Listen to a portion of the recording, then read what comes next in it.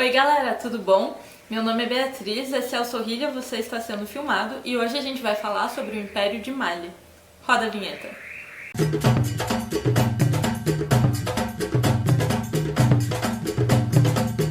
O Império Mali foi o reino do povo Malinquê.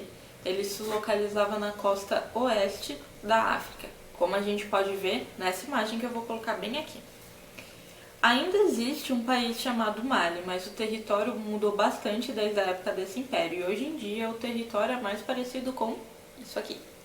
Além disso, o reino era localizado próximo às margens do rio Níger, e por conta disso, eles tinham algumas áreas férteis onde podiam plantar várias coisas, como berinjela, alho, sorgo, feijão, outras plantas que eles serviam não apenas para se alimentar, mas também para vender, e também eram criados bois, cabras e bodes. O reino foi fundado por Sundiata Keita.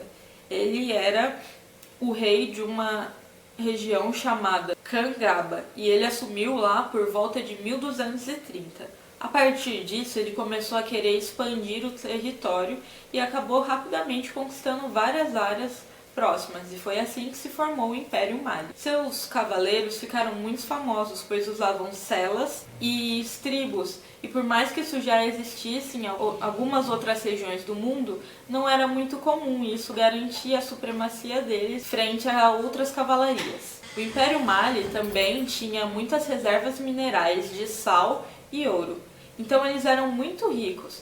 Aliás, pode ser estranho pra gente pensar nisso hoje, já que o sal é muito barato, mas antigamente não era assim, e sal era uma coisa muito cara. Além de ser bastante rico, o império também tinha muitas pessoas. No século XIV, sua população era de cerca de 45 milhões. A sua capital era Niani e o império passava pela rota comercial dos mercadores árabes e negros, e sendo assim, ele podia comercializar com várias áreas diferentes. O rei do Império de Mali era chamado de Mansa. O mais famoso de todos eles foi o Kanku Musa.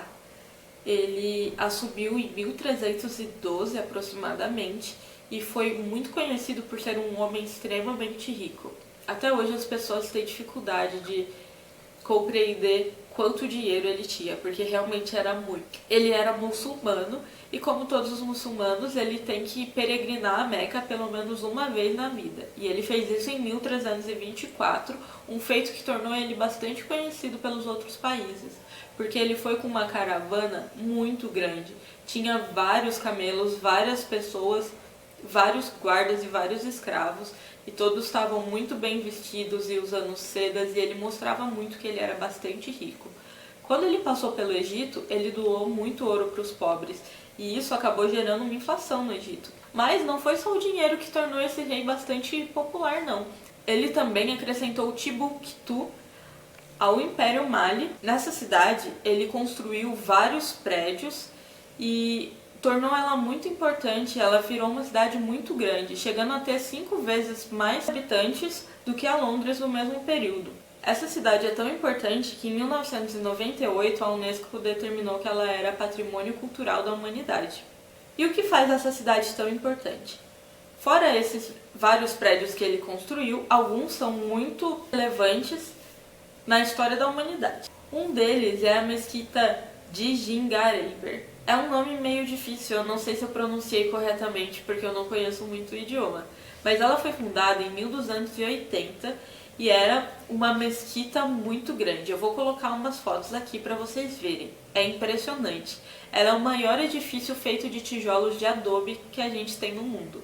Para quem não sabe, tijolos de adobe são meio que os anteriores aos tijolos que a gente tem hoje em dia. Eles são feitos de terra e cozidos ao sol.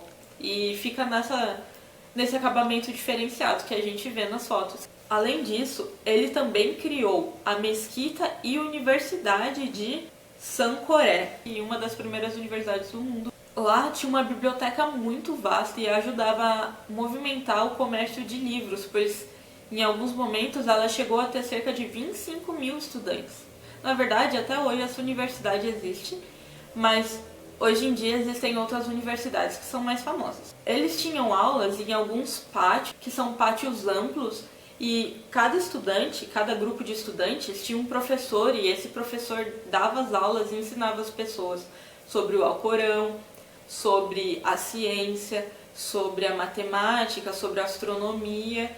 Em alguns dos manuscritos, a gente tem conteúdos de astronomia bastante complexos. Por volta do século XV, o Império começou a declinar por conta de alguns povoados que começaram a querer se rebelar contra o governo e também por alguns invasores que vieram de fora e tentavam dominar o território.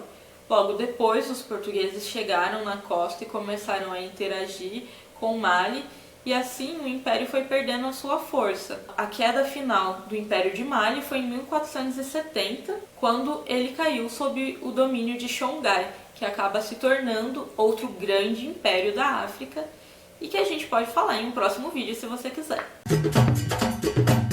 E aí, pessoal, o que vocês acharam desse vídeo? Não esqueça de dar o seu like, se inscreve no canal e comenta aqui embaixo que outros vídeos você gostaria de ver. Se você quer ouvir de outros impérios africanos, ou se você quer mais sobre música ou sobre filmes, fala com a gente. Ah, e não esquece de seguir no Instagram e ficar por dentro de tudo que a gente está postando. Tchauzinho!